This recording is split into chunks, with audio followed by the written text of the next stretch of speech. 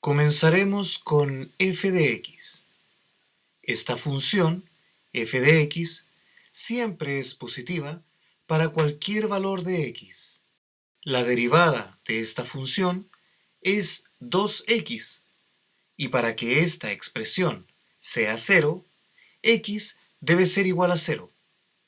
Este valor, para x, es llamado un punto crítico, y se dice crítico porque es un valor relevante que provoca un cambio en f de x. En el punto 0,0 está el mínimo de la función. ¿Cómo se sabe que estas coordenadas son un mínimo? Primero, hacemos una tabla y ponemos el 0, que es un punto crítico. Para los valores de x menores que 0, la derivada es negativa. Entonces, la función es decreciente. Y para los valores de x mayores que 0, la derivada es positiva. Entonces, la función es creciente. Luego, el gráfico queda de esta manera. Note usted que las flechas azules dentro de la tabla esbozan más o menos la forma de la curva. Ahora, graficamos la función g de x. Primero, calculamos su derivada y la igualamos a 0. La derivada es 0 solo si x es igual a 2. El 2 es un punto crítico que lo debemos evaluar en g de x y así obtendremos un valor que será 4.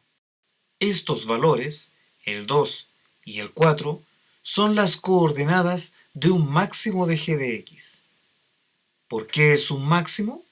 En la tabla vemos que para los valores de x menores que 2, la derivada se hace positiva.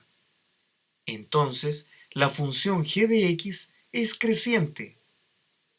Y para los valores de x mayores que 2, la derivada se hace negativa. Entonces, la función g de x es decreciente.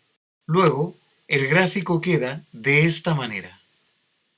Note usted que las flechas azules en la tabla esbozan a grosso modo la forma de la curva. La región que debemos considerar para calcular el área es la que está achurada, de color verde y denotada por A. Vea usted que ambas curvas se intersectan en dos puntos, y para saber cuáles son estos puntos, debemos igualar f de x con g de x.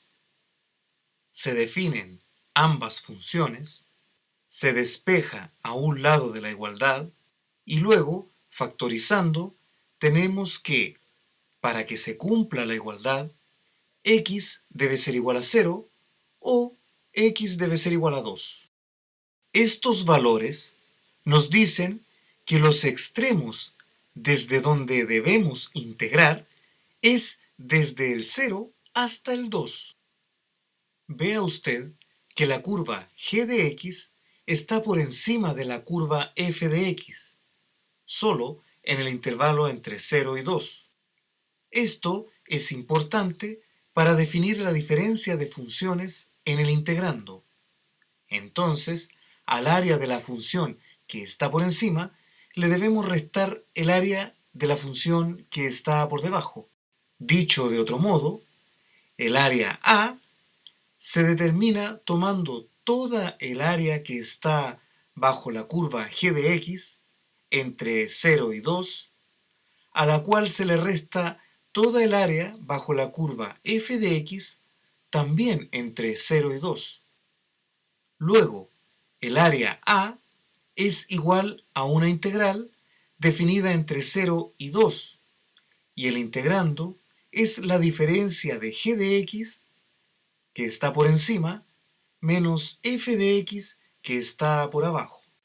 Definiendo y restando ambas funciones, integrando y evaluando entre 0 y 2, obtenemos el área A, que es 8 tercios unidades cuadradas.